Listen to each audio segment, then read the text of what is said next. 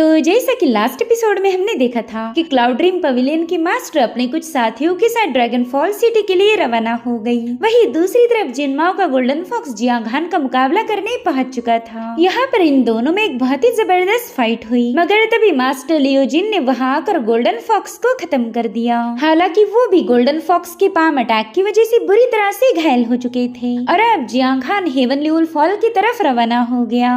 अब आगे तो इस एपिसोड की शुरुआत में हमें हेवनली वुल्फ हॉल का सीन दिखाया गया, जहाँ पर वुल्फ हॉल का लीडर अपने बच्चों को बता रहा था कि हमारा कोल्ड्रन को हासिल करने का मिशन फेल हो गया। हमारे दोनों मास्टर्स जो जियांगान को मारने गए थे वो उसी के हाथों मारे गए। वो दोनों मास्टर्स काफी ज्यादा पावरफुल थे, तो उनकी मौत की वजह से हमारी हेवनली वुल्फ हॉल का काफी बड़ा नुकसान हो गया। टियानशिन, तुमने तो बताया था कि जियांगान काफी ज्यादा कमजोर है, उसकी कल्टीवेशन हायर लेवल पर पहुँच नहीं पाई, मगर फिर भी उस बंदे ने हमारे दोनों मास्टर्स को खत्म कर दिया। तो इससे ये साबित होता है कि तुम्हारा अंदाजा पूरी तरह से गलत था। जिस पर टियानशिन कहने लगी कि जियांगान कल्टीवेशन की लो लेवल पर होकर भी हमारे जीनियस को खत्म कर पाया। इसके पीछे बस एक ही वजह है, जो कि है हेवनली बीस्ट कोल्ड्रन। उसी कोल्ड्रन की पावर का यूज करते हुए जियांगान अपने दुश्मनों को खत्म कर रहा है। हम तो अंदाजा भी नहीं लगा सकते कि उस कोल्ड्रन में कैसी गजब की पावर्स होंगी, इसीलिए जियांगान की मूव को समझ पाना इम्पॉसिबल है। इतना ही नहीं, जियांगान के पास चौथी रैंकिंग का डिमोनिक बीस्ट भी है, जिसके चलते जियांगान को एक और बेनिफिट मिल गया। मेरे ख्याल से हमारे मास्टर्स को मारने में उस बीस्ट ने भी उसकी मदद की होगी।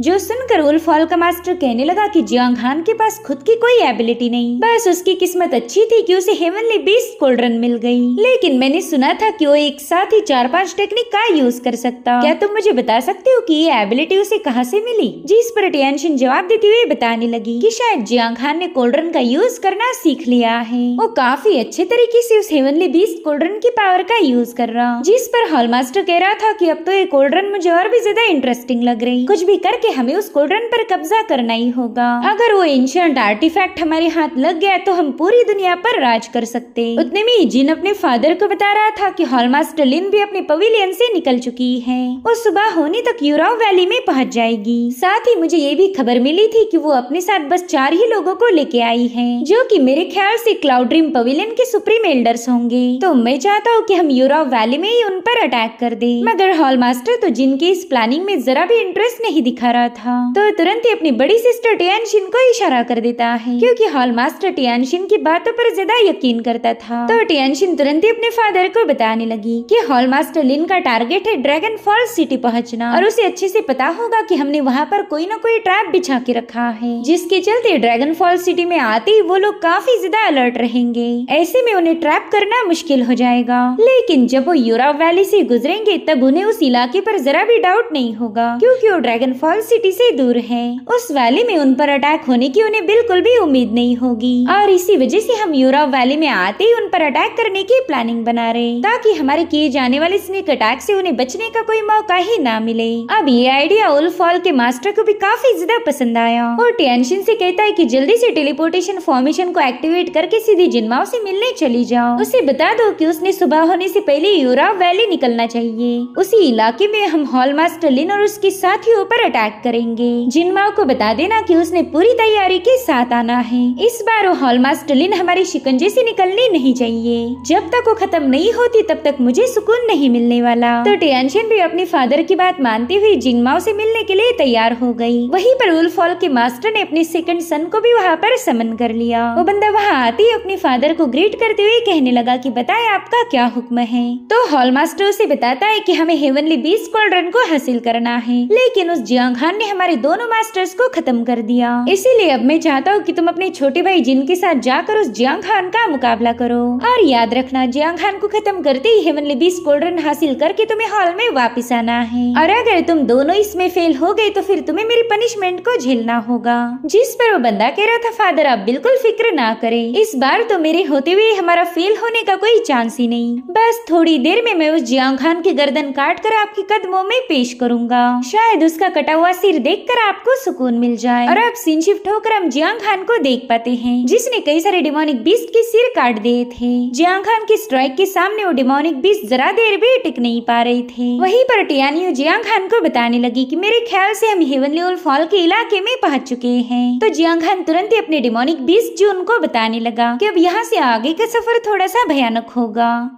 हम अब दुश्मन के इलाके में पहुंच चुके हैं। अगर उन लोगों ने तुम्हें देख लिया तो सबसे पहला तुम्हें ही टारगेट करेंगे, इसलिए जितना हो सके मैं ही इस सिचुएशन को हैंडल करूंगा और तब तक मैं चाहता हूँ कि तुम छुप जाओ। अगर मुझे जरूरत पड़ी तो ही मेरी मदद करने पहुंच जाना। जो सुनते साथ ही जुन डेमोनिक आरा में कन्वर्ट होकर तुरंत ही वहाँ से गायब हो गया। वहीं पर टियानियों को काफी ज्यादा डर लग रहा था और जियांग खान को बता रही थी कि पता नहीं क्यों मुझे ऐसा लग रहा है कि हमारे साथ कुछ बुरा होगा, मगर जियांग खान के दिल में कोई खौफ नहीं था। वो हेवनली वुल्फ का मुकाबला करने के लिए पूरी तरह से तैयार है। और उतने में उन दोनों को किसी की आहट महसूस हुई। टियानियो तो डर के मारे ही जियांग खान के पीछे छुप गई थी। वहीं पर जियांग खान कह रहा था कि चलो फाइनली तुम आ ही गए, मुझे तुम्हारा ही तो इंतजार था। और उतने में ही यंग मास्टर जिन उसके सामने अपीयर हो जाता है। वो कह रहा था जियांग खान तेरी हिम्मत की तो दाद देनी चाहिए, देख तो सही तू हमारे हेवनली वुल्फ के एरिया में पहुंच गया। क्या तुझे ऐसा नहीं लगता कि यहाँ आने के बाद तू मारा जाएगा? मेरे ख्याल से तुझे अपनी जिंदगी से जरा भी प्यार नहीं। जिस पर जियांग खान कह रहा था कि हाँ मैं भी तुम्हारे बारे में यही सोचता हूँ, तुम भी काफी ज्यादा हिम्मत वाले निकले। देखो ना पिछली बार मैं तुम्हें मारने की काफी ज्यादा करीब था, लेकिन एकदम लास्ट मोमेंट पर तुम्हारी सिस्टर ने आकर तुम्हें बचा लिया, वरना तो तुम्हारा खेल उसी दिन खत्म हो जाता।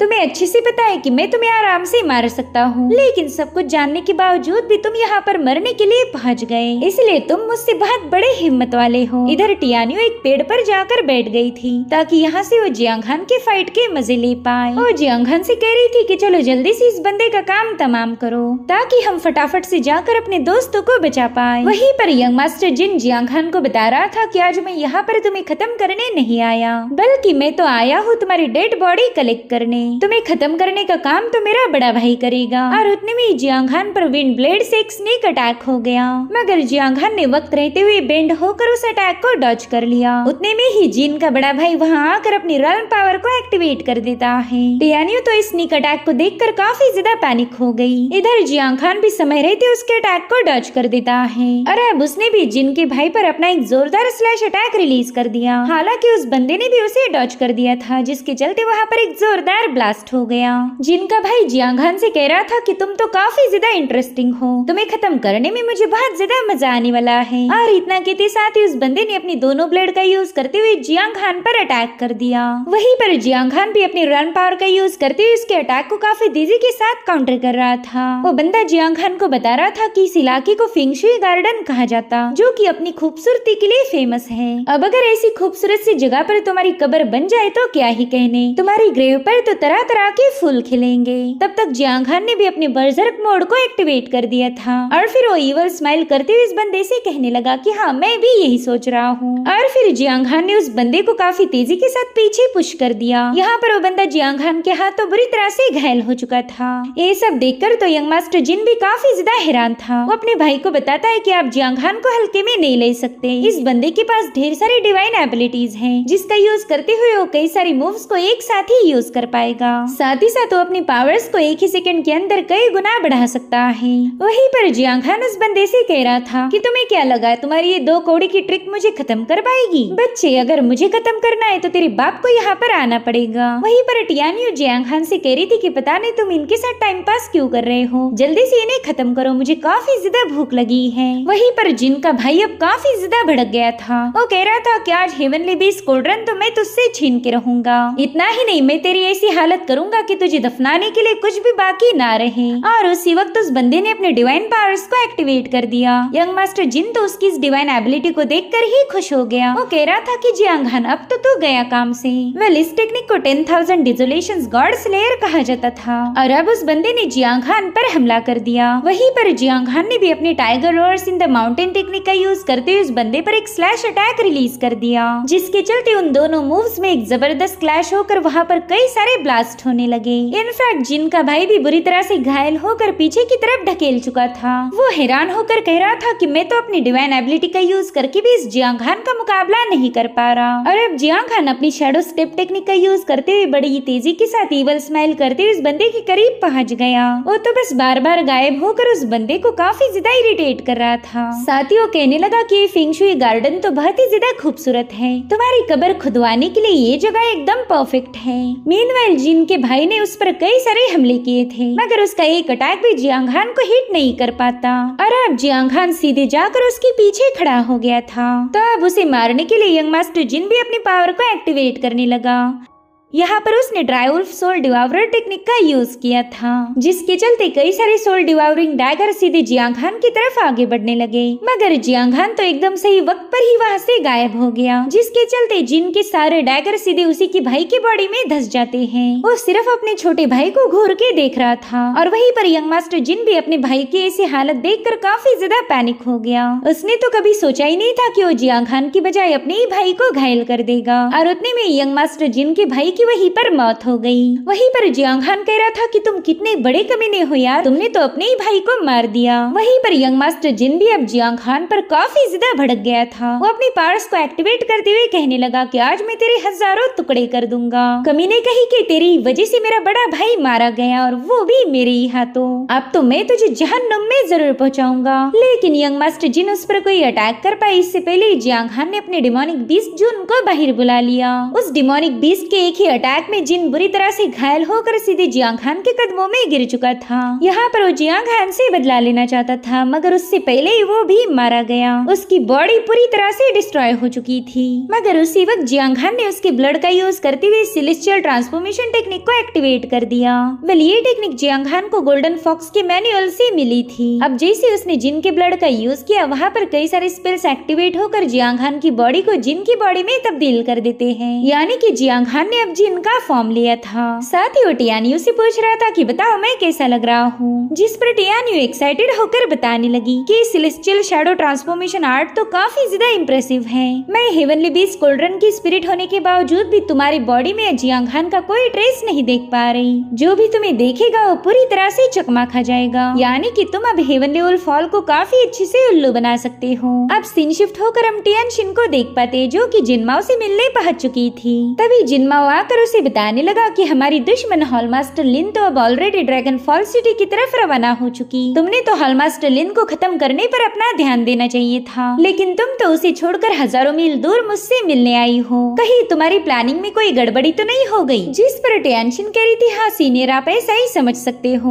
दरअसल मेरे फादर ने आपके लिए एक पैगाम भेजा था। दरअसल उन्हें खबर मिली थी कि हॉलमास्टर लिन अपने साथियों के साथ कल सुबह ही शैडो वैली पहुँच जाएगी, तो चाहते हैं कि आप यूराव शैडो वैली में एक ट्रैप सेटअप कर दे। वहाँ पर हॉलमास्टर लिन को खत्म करना काफी ज्यादा आसान हो जाएगा। जिस पर जिनमाओ कह रहा था कि हाँ ये तो बहुत ही बढ़िया प्लान है। वैसे भी हाल ही में मैंने एक और टेक्निक सीखी थी, तो मैं हॉलमास्टर लिन पर उस टेक्निक का यूज करके उसकी पावर का अंदाजा भी लगा सकता हूँ। वेल मेरी उस टेक्निक को ग्राफ्टिंग आर्ट कहा जाता है। जिस पर टियानशिन हैरान होकर कहने लगी कि ये तो एंशिएंट नेदर एम्परर की फॉरबिडन आर्ट थी। लेजेंड के अकॉर्डिंग ये काफी ज्यादा इवल टेक्निक है। इनफैक्ट इस आर्ट का यूज करके तुम किसी भी कल्टीवेटर की फाउंडेशन को चुरा सकते हो। कहीं ऐसा तो नहीं कि तुम भी हेवनली बीस्ट कोल्ड्रन को हासिल करना चाहते हो? जिस पर जिनमाओ कह रहा था हाँ बिल्कुल, और मैंने सुना है कि तुम्हारा हेवनली वुल्फ हॉल भी इस कोल्ड्रन के पीछे है। तुम लोग जियांग हान को मार के उससे वो कोल्ड्रन छीनना चाहते हो, लेकिन सबसे पहला मुझे उस कोल्ड्रन के बारे में पता चला था, इसीलिए मेरे ख्याल से हेवनली वुल्फ हॉल ने साइड में हट जाना चाहिए। एक ही कोल्ड्रन को हम दो लोग हासिल नहीं कर सकते और ना ही उस कोल्ड्रन को डिवाइड किया जा सकता।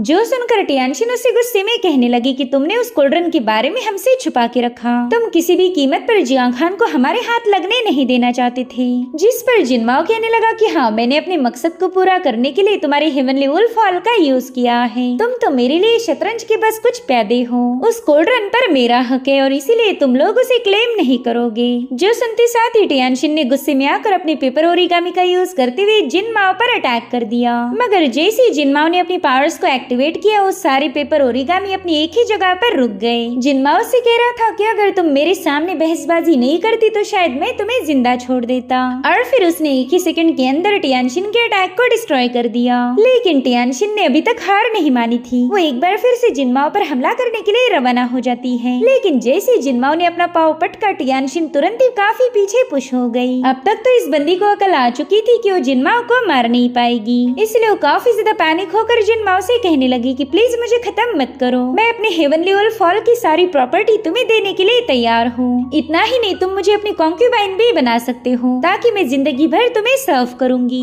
मगर जिनमाओ कभी औरतों के चक्करों में नहीं फंसता। जिनमाओ कह रहा था कि इस दुनिया में बस एक ही ऐसी शख्स है जिसमें मैं दिलचस्पी रखता हूँ, और बड़े ही अफसोस की बात है कि वो बंदी तुम नहीं हो। और फिर उसने टियानशिन के सिर पर हाथ रखते हुए उसे वहीं पर क्रश कर दिया। तो इस तरह से हेवनली वुल्फ फॉल के तीनों चिराग बुझ गए थे।